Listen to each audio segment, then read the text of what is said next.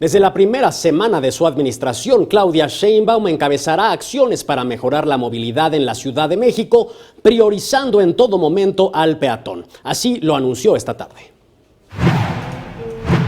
La jefa de gobierno electa de la Ciudad de México, Claudia Sheinbaum, presentó la campaña de educación vial, las 10 reglas del buen conductor, con el objetivo de que los ciudadanos se familiaricen con las reglas de tránsito, las aprendan, las recuerden y las apliquen en su vida cotidiana.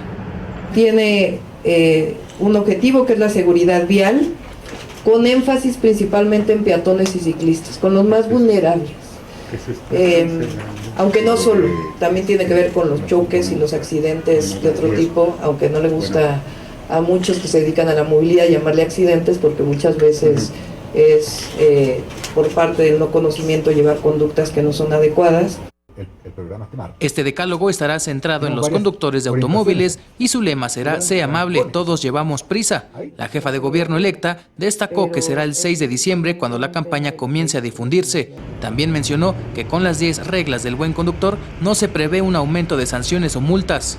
Otro tema son multas, fotomultas y demás. Esta es una campaña que busca que todos nos hagamos responsables de la convivencia en la ciudad. Cabe destacar que algunos puntos que anunció Claudia Sheinbaum son los siguientes: no rebases el límite de velocidad, no manejes alcoholizado, no debes mensajear al manejar, en luz roja no hay vuelta continua y respeta el 1,5 metros de distancia a los ciclistas, en cruces no señalados el paso es 1 por 1, en moto usa el casco, en coche usa el cinturón, no obstruyas el paso peatonal, no te pases la luz amarilla y no te estaciones en doble fila. Con imágenes de Andrés Brito, Héctor Mendoza, 21 Noticias.